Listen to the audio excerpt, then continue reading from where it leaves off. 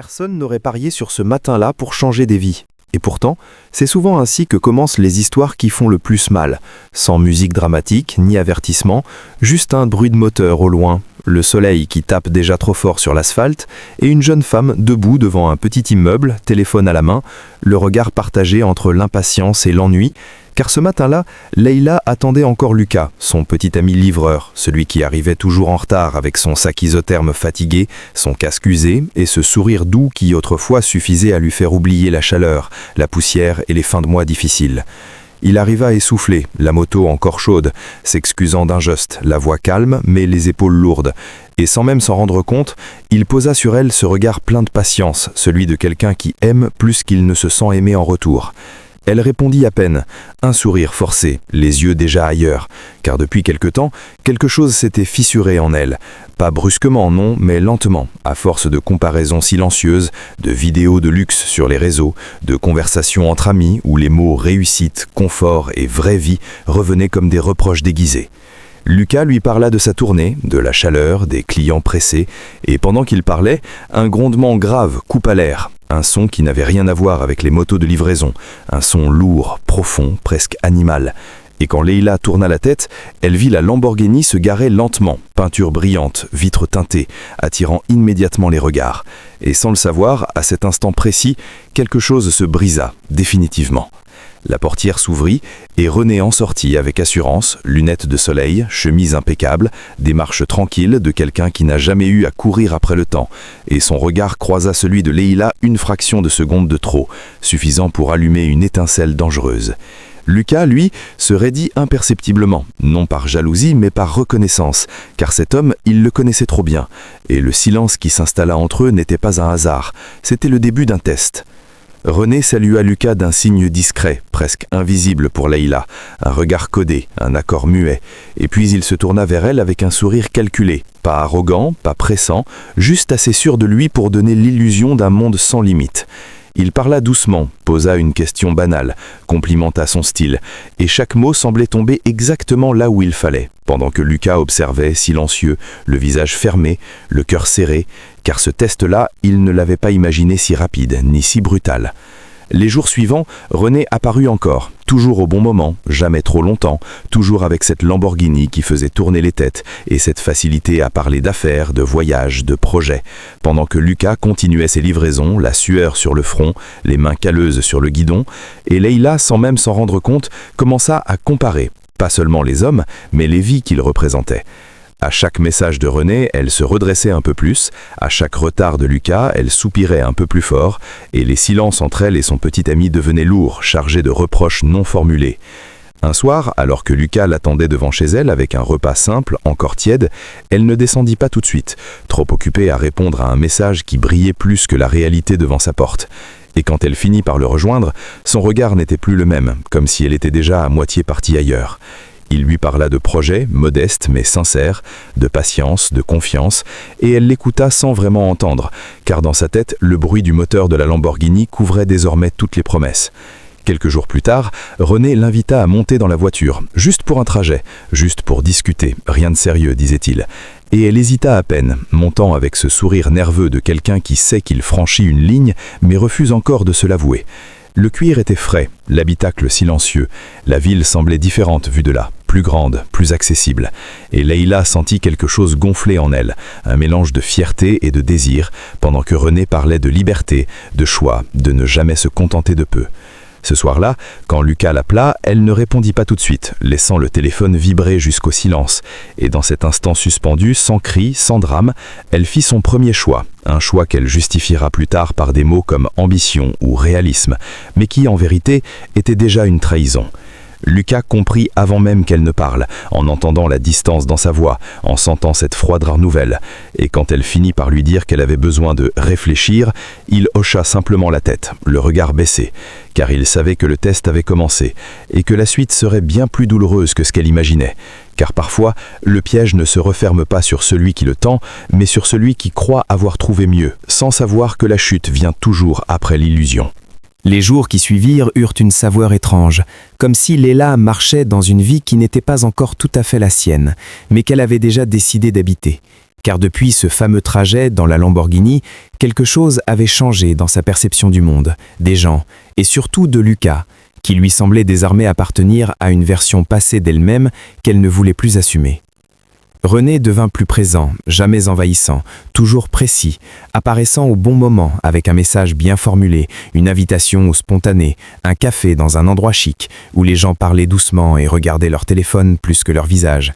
Et Leila s'y sentait étrangement à sa place, redressant le dos, modulant sa voix, apprenant très vite les codes de ce monde où l'on ne demande jamais le prix. Pendant ce temps, Lucas continuait sa routine, ses livraisons sous le soleil brûlant, ses pauses trop courtes, son téléphone toujours prêt au cas où elle appellerait, et chaque fois qu'il voyait passer la Lamborghini au loin, il sentait son estomac se nouer, non par jalousie aveugle, mais par une lucidité douloureuse, car il savait exactement ce que René faisait, et il savait aussi que Leila ne voyait pas encore le piège. Les conversations entre Leila et Lucas devinrent de plus en plus mécaniques, pleines de silences gênants, de phrases courtes, de regards qui ne se croisaient plus. Et un soir, alors qu'il lui proposait de parler franchement, de comprendre ce qui n'allait pas, elle soupira, détourna les yeux et lâcha cette phrase qu'elle répéterait plus tard pour se justifier. « On n'est plus sur la même longueur d'onde ». Ces mots, simples en apparence, tombèrent sur Lucas comme un verdict, car il comprit que l'amour ne se mesurait plus à l'effort ou à la loyauté, mais à l'image qu'on renvoyait. René, lui, continuait son rôle à la perfection, racontant des anecdotes de voyage, évoquant des opportunités, parlant d'argent avec une légèreté presque irréelle, et à chaque phrase, Leila sentait son ancienne vie rétrécir un peu plus, comme un vêtement trop serré qu'on a hâte d'enlever. Elle commença à sortir plus tard, à répondre moins vite aux messages de Lucas, à se plaindre de choses qu'elle avait autrefois acceptées sans problème, la moto, les horaires, l'instabilité, et ses reproches, même quand ils étaient formulés doucement, trahissaient une décision déjà prise intérieurement. Un soir, pourtant, alors qu'elle riait aux côtés de René dans un endroit élégant, Leila aperçut Lucas de l'autre côté de la rue, casque sous le bras, observant la scène de loin, et leurs regards se croisèrent une seconde, une seule, mais suffisante pour faire vaciller quelque chose en elle, car dans ses yeux, elle ne vit ni regret ni jalousie, mais une certitude calme, presque triste, comme s'il savait déjà comment cette histoire allait se finir. Elle détourna le regard, serra son verre un peu plus fort et se raccrocha à l'illusion brillante qui l'entourait, ignorant volontairement ce malaise, sans se douter que ce qu'elle prenait pour une ascension n'était en réalité que la montée lente vers une chute bien plus brutale, car le piège se referme toujours quand on croit avoir gagné, et la vérité, elle, attend toujours le bon moment pour se révéler. La troisième phase commença le jour où Leila cessa complètement de penser à Lucas, ou plutôt le jour où elle crut qu'elle avait cessé d'y penser. Car en réalité, son absence s'était installée en elle comme un bruit de fond, discret mais constant, que même le luxe ne parvenait pas à faire taire. René, de plus en plus confiant dans son rôle, accéléra subtilement le rythme, l'emmenant dans des lieux encore plus impressionnants, des soirées privées où les conversations semblaient flotter dans l'air comme des promesses, où l'argent n'était jamais exhibé mais toujours suggéré. Et Leila s'y abandonnait avec une facilité troublante, apprenant à sourire au bon moment, à rire sans trop montrer son enthousiasme, à se comporter comme quelqu'un qui avait toujours appartenu à ce monde. Pourtant, derrière cette façade parfaitement maîtrisée, quelque chose commençait à grincer, car René, malgré son charme et ses gestes calculés, restait étrangement distant sur certains sujets, évitant soigneusement de parler de son travail réel, de sa famille, de son quotidien hors de ces moments spectaculaires. Et chaque fois que Leila tentait d'en savoir plus, il répondait par une pirouette élégante, un sourire, une promesse vague. Elle se disait que c'était normal, que les hommes riches protègent leur intimité, que la discrétion fait partie du pouvoir. Et cette justification lui permettait d'étouffer les doutes qui tentaient parfois de remonter à la surface, surtout la nuit, quand le silence devient plus honnête que les mots. Pendant ce temps, Lucas observait tout à distance, jamais visible, jamais intrusif. Continuant ses livraisons, sa vie modeste en apparence, mais chaque soir, quand il retrouvait René loin des regards, leur échange prenait une toute autre dimension.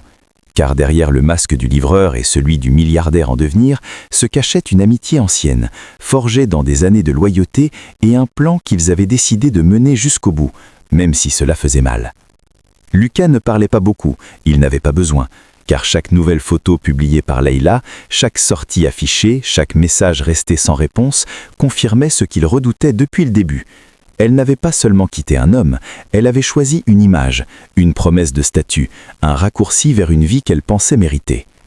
René, de son côté, commença à introduire des micro-épreuves, presque imperceptibles, demandant à Leila de renoncer à certaines choses, de s'adapter, de patienter, comme lorsqu'il annula une sortie à la dernière minute pour un rendez-vous d'affaires important, ou quand il lui demanda d'attendre dans la voiture pendant qu'il réglait quelque chose, observant attentivement ses réactions, ses frustrations, sa capacité à rester docile face à l'illusion du pouvoir. Leila acceptait tout, convaincue que ces sacrifices étaient temporaires, nécessaires pour accéder à quelque chose de plus grand. Et chaque concession la liait un peu plus à cette version d'elle-même qu'elle avait choisie, celle qui préfère attendre dans le silence plutôt que marcher aux côtés de quelqu'un qu'on juge désormais trop ordinaire. Un soir, pourtant, une fissure apparut, minuscule mais réelle, lorsqu'elle surprit une conversation entre René et Lucas, sans entendre les mots exacts, mais en reconnaissant immédiatement la voix de son ancien petit ami. Et cette reconnaissance provoqua en elle un choc physique, comme si le passé venait frapper à la porte de son présent trop bien décoré. Elle tenta de se convaincre qu'il s'agissait d'une coïncidence, que des livreurs se ressemblent, que son esprit lui jouait des tours, mais au fond d'elle, une intuition se réveilla, désagréable, insistante, lui murmurant que tout n'était peut-être pas aussi simple qu'elle le croyait.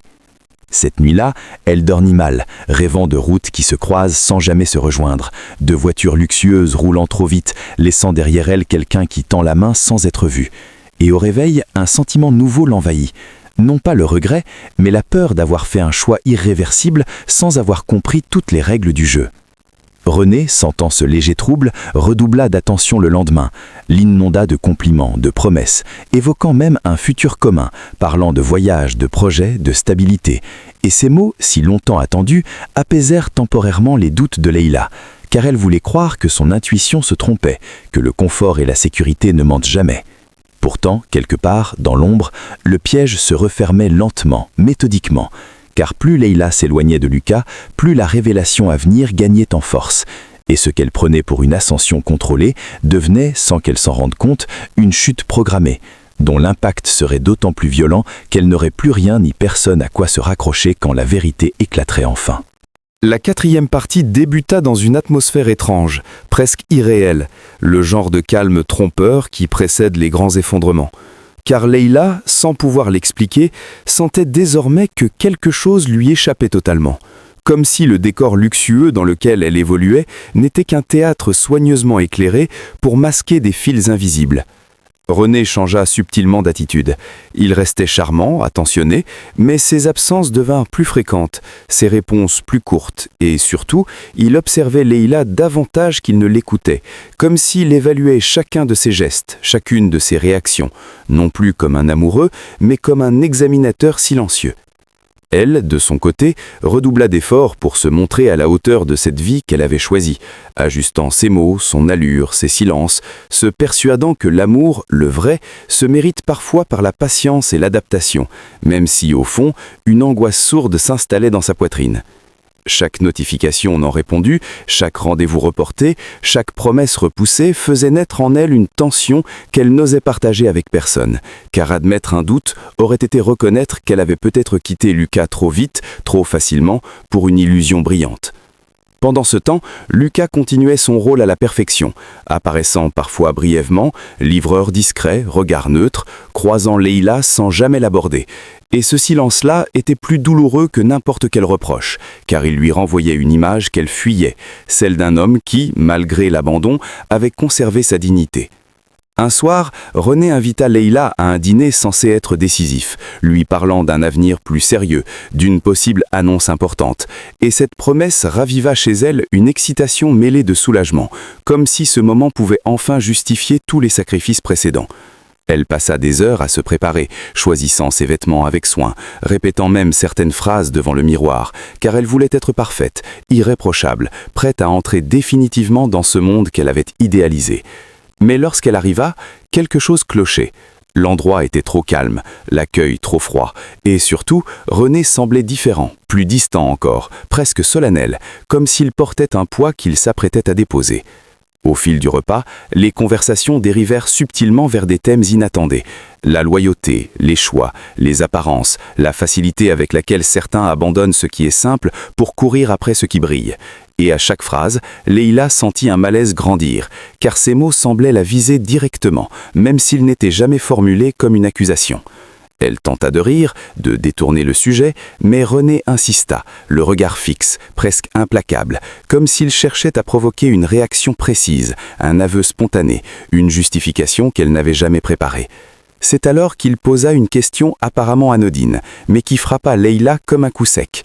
Lui demanda-t-il si elle aurait aimé un homme de la même manière s'il n'avait jamais montré aucun signe extérieur de richesse, aucune voiture de luxe, aucun accès à ce monde fermé. Le silence qui suivit fut brutal, étouffant, car pour la première fois, Leïla se retrouva face à une interrogation qu'elle ne pouvait pas contourner sans se mentir à elle-même.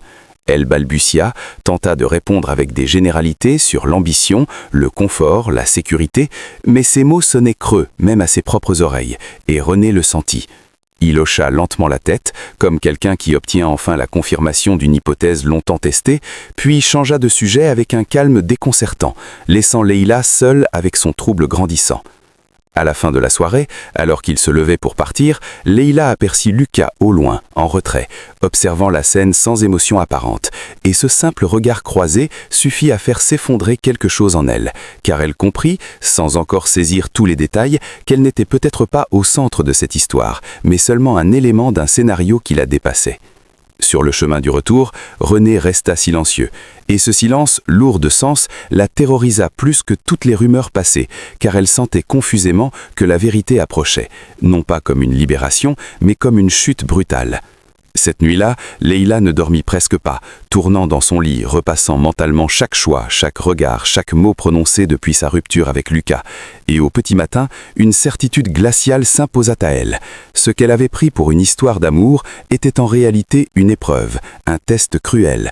Et lorsque la révélation tomberait enfin, elle risquait de perdre bien plus qu'un homme, car elle allait peut-être découvrir qu'en choisissant l'illusion, elle s'était préparée elle-même à la solitude la plus totale.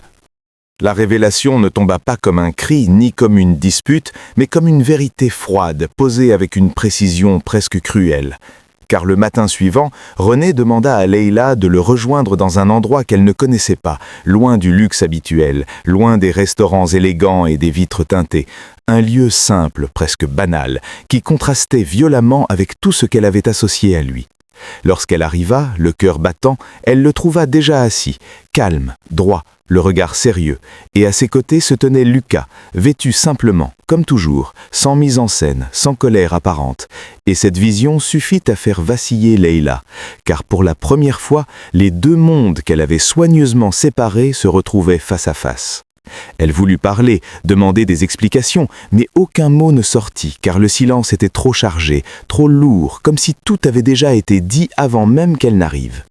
René prit alors la parole, lentement, sans agressivité, expliquant que rien n'avait été laissé au hasard, que la Lamborghini, les sorties, les promesses, les absences calculées faisaient partie d'un test imaginé par Lucas lui-même, non par vengeance, mais par lucidité, pour comprendre si l'amour qu'il croyait partager avec elle pouvait survivre sans apparence, sans statut, sans richesse visible.